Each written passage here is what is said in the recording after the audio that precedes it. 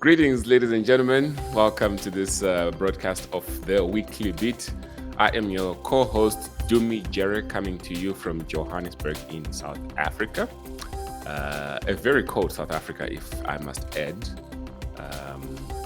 You really dressed up for the cold South Africa. I had to. Yeah. And as always, ladies and gents, my co-hosts, Maggie Mutesi, coming to us this time from Abidjan in Cote d'Ivoire. How are you, Maggie? I'm fine, Dumi. I'm really fine. It's good to have you back. And Is it cold there? You disappeared in the cold, but I hope you're doing better. I'm doing really okay. It's a little bit chilly, not as hot as I thought or as it's predicted in Abidjan, but we move on. And I'm really shocked, not really shocked, but impressed by the infrastructure development in the city. I think, because I don't think I really was. I've been here, but not really that. I can't say I drove around. I was in a meeting for a couple of hours and then got out of the country. Yeah. But driving up from the airport to my hotel, for me, it just felt like, wow, this is impressive. Roads and all these massive buildings, construction. I think the construction is even done. It's just like building after building and building after building. It's just so looking fantastic. It's impressive. Nice. Yeah. I'm sure there are cranes all over the city, high-rise buildings coming up and all of that stuff. I say that a lot in Dakar, I just feel like Africa is on the move. That's but good. Which move though? No, that's good. It's from time to time, it's actually good to have somebody who's actually on the ground, seeing things live. Because sometimes all we see are reports or newspaper articles or whatever, announcements by presidencies and stuff pertaining to the work that's planned or work that's supposedly being done. But to then have somebody on the ground use the infrastructure and see and give a good report, it's encouraging. I need to be paid for my advocacy. Is that a business that one can start? I just feel like we need to be so much entrepreneur. Like, influencer. What are you there for? Influencer. Yes. I was saying, in any case, what are you there for anyway? So I am here for the Africa CEO Forum. Oh, okay. It is, organized, I think, every after 2 years, if I'm not mistaken, by Jean Afrique, which is maybe yearly. But no, I think it's every after 2 years. Okay. By Jean Afrique, which is, a francophone or French Africa publication. But ideally, the whole concept is to bring together African CEOs, thought leaders, heads of state in under one roof, and obviously discuss a couple of pending issues or timely conversations. I've been to one in Kigali, and was it the 2019 edition? Yeah, 20. I think it's 2018. 2018. 19. Before COVID. Anyway, COVID, one of those. I just feel like COVID has been around for a very long time, so I need to be like 10 years ago before COVID. But one of those years. Yeah, and it's always interesting, but most of the conversations this time around also are basing on recovery and bouncing back, obviously. A couple of heads of state, especially from the ECOWAS, and issues around governance, leadership, but also the economics. And I'm excited, and obviously, when we talk about African CEOs, Dumi, we've had this conversation before. I think it's a great conference. I think sometimes you just need these leaders in one place. Obviously, beyond just networking, there is also a need for intra-Africa partnerships, for me, I always feel like there is that urgent need to get these people together and to be able to also foster interregional Yeah. kind of deals or partnerships or businesses. Yeah. Mhm. So that's what it is really all about. Nice, nice. Like when I reflect back at the last physical edition of Africa CEO Forum, the one that was in Kigali in 2019. I mean, you had more than 1,500 decision makers that were in attendance, and that included as much as 700 CEOs Yeah. of global multinational companies that are present on the African continent, as well as heads of state for a number of countries. And the impressive thing about it was practical stuff that was being discussed. So it was case studies, expert testimonies, practical workshops, even working groups to find common solutions. And as you were saying, like it's good sometimes to just get people in one room and let's find solutions to the challenges that we are all facing. And no doubt, as a continent coming or trying to recover from the COVID-19 pandemic, if there's one thing that we have learned is that our continent cannot rely on other people. Absolutely. We were dependent on other people for vaccines, our supply chain, like a whole lot of things that were dependent on that disrupted our trying to survive this pandemic.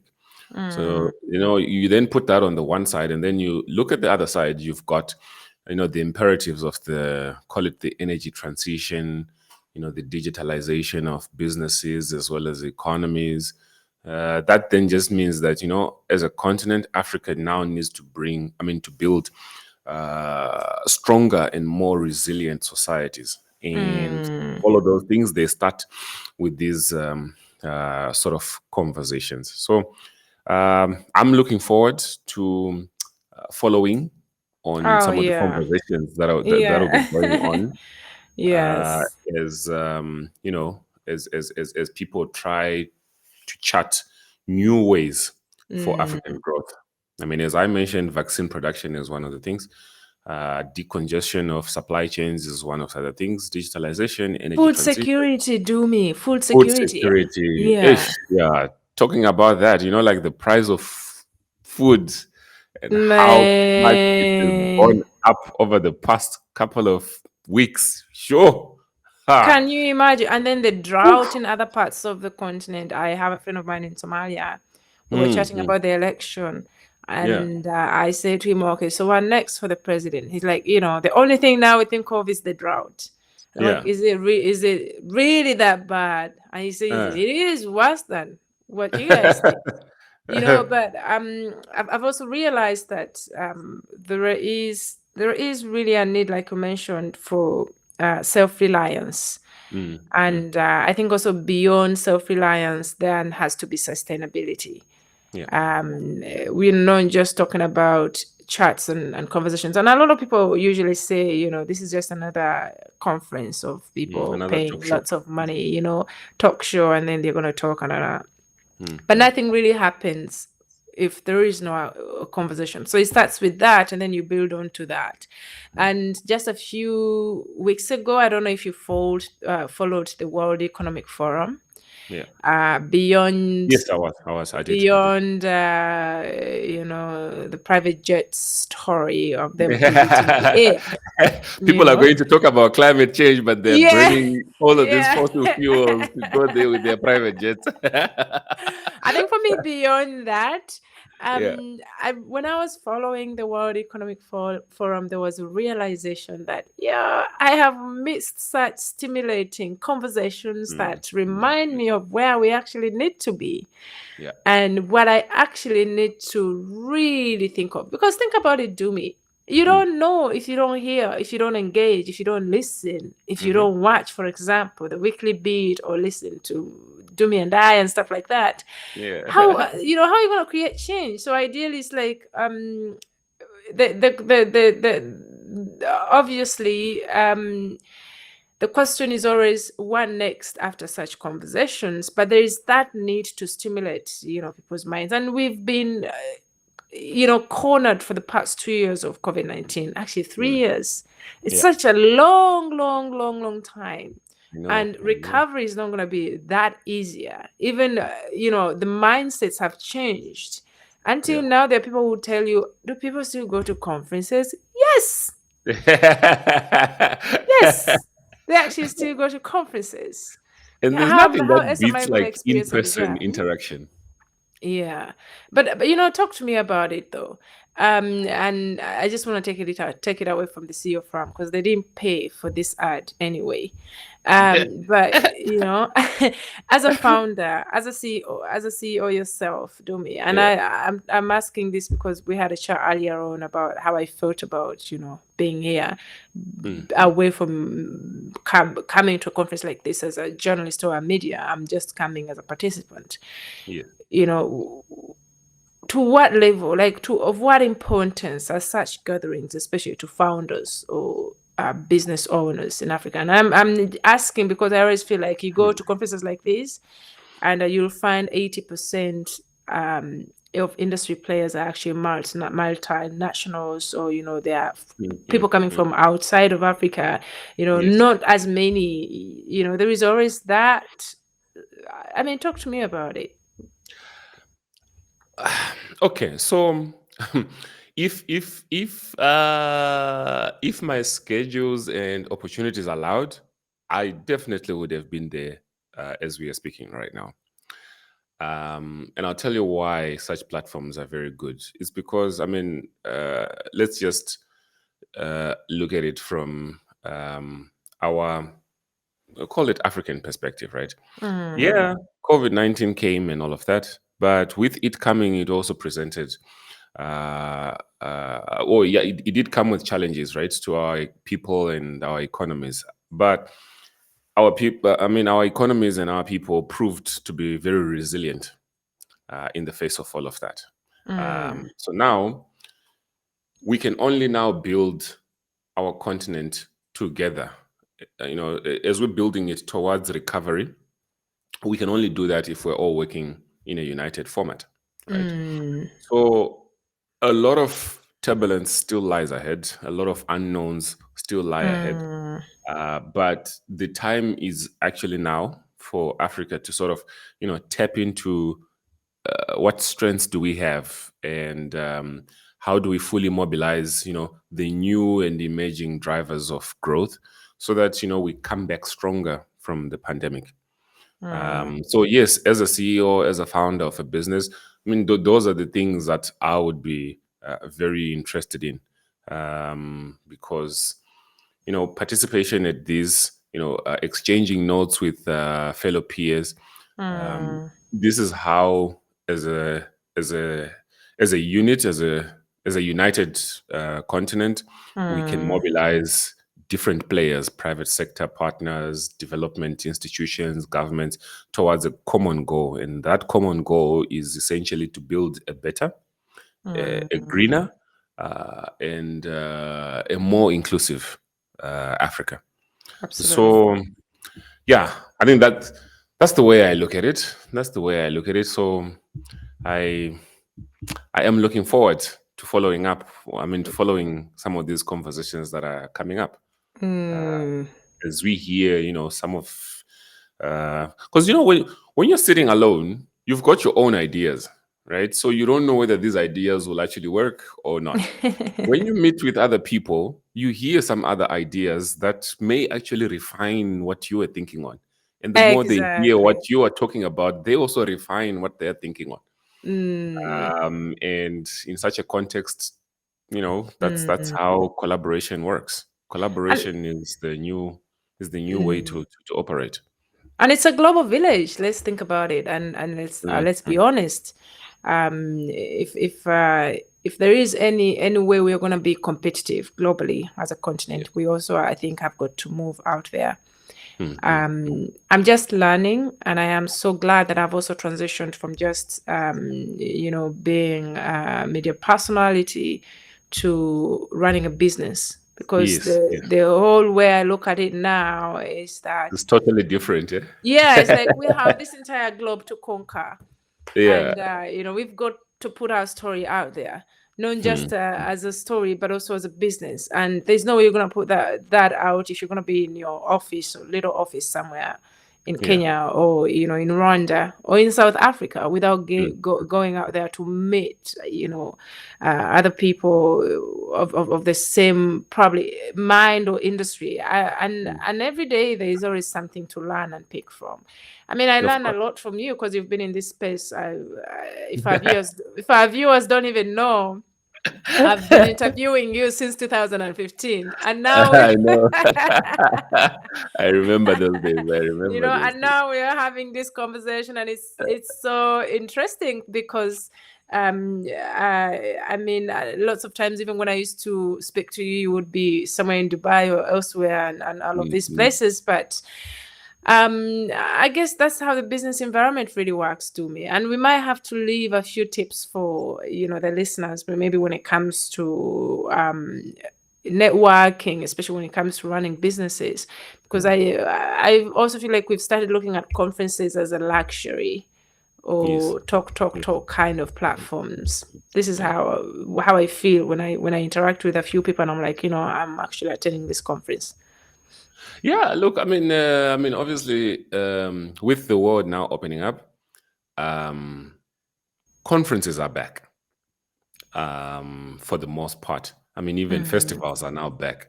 Just the other week, there was the MTN Bushfire Festival, which is like a big thing in Swaziland, right? So festivals are back, conferences are back. It's time for us to reignite all of. Bushfire Festival? Yeah. That You must come next year. You must that come next sounds year. risky. But yeah, Yeah. as I was saying earlier on, that there's nothing that beats in-person interaction. Yeah, absolutely. Yes, we've got all of these tools that allow us to, still continue interaction in the face of, maybe isolation or other challenges or whatever. But if the opportunity presents itself, in-person interaction is the best. I can't imagine a life where we just, do Zoom for for the rest of our lives. I think that would be Yeah, very boring. absolutely. So, with conferences now coming back, it's perfect opportunities to network, to expand networks, and to get to know more people, and also for people to know what solutions it is that you're working on. And I mean, my go-to advice when it comes to networking, I always say, take an interest in the other person more. Yes, you are there to also share the solutions that you've got, but this is not a platform for you to, talk about yourself. Um, Things usually work better when you take a more interest in the next person, like find out more about them. That's how you learn. They say sometimes you learn more by listening more and not talking more. And you will find that if the conversation is that interesting, the person will take an interest back in you, and that way you then end up getting the platform to talk about what solutions you are working on. So that's usually I like to keep it simple. So I don't like to give too many rules or too many instructions. So just take an interest in the next person, and the more you do that, the more they also take an interest in you. I'm still to figure out, because I've attended, I think, maybe 1 or 2 conferences thus far, ever since the pandemic. And it's weird now, people, back in the day, we used to exchange business cards easily. Nowadays, you're like, do I want to do I want to You want to give take out the my card? I don't remember the last time I looked for someone's business card, because I always feel like I have my card on the phone. Take a picture, or Exactly. let's do that. But yeah, that's a good thing to think of. I don't know, but I will find out today. Yes, and please tell us. Please give us feedback this coming Friday as part of the third opinion. I Just highlight what happened and just Yeah. give us a few like snippets of the highlights that came from. I mean, that are going to come out from these discussions. Yeah, I will. And thanks for the We're tip. very much looking forward to it. Yeah, definitely do that. And thanks for the tip, Dumi. Yeah. So I think, look, I wish you a very good and productive upcoming 2 days. And yeah, we look forward to hearing more about some of the deliberations that are going to come out from these conversations. And please do share with us some of these. And folks, we're going to have to leave it here for today. Please remember to subscribe, as I was talking about, the Third Opinion, which is our weekly newsletter that comes out every Friday. Maggie always says, there's one person's opinion and then there's another person's opinion, and then we bring you the third opinion, which is the balance by between Arnold. the Yeah. balance between the two. So yeah, please do subscribe to that and follow us on our social media platforms. We are on TikTok, we are on Instagram, as well as Twitter and Facebook. Yeah, I think Facebook. Yeah, as well. Facebook and LinkedIn. Yeah, Oh yeah. Oh, we're everywhere. everywhere. We're I like everywhere. I like that. So please do follow us on our social media platforms. Also, log on to our website, mansamedia.africa, for more news about the continent. You will also be able to get snippets to the amazing videos that we've been producing of late. And, within like 2 minutes or a minute, you are after watching that video, you are more informed about the continent. So yes, please do subscribe. We're gonna have to leave it here, folks. And from me in Johannesburg and Maggie in Abidjan, here's to peace. Here's to and peace profits. and profits. All right.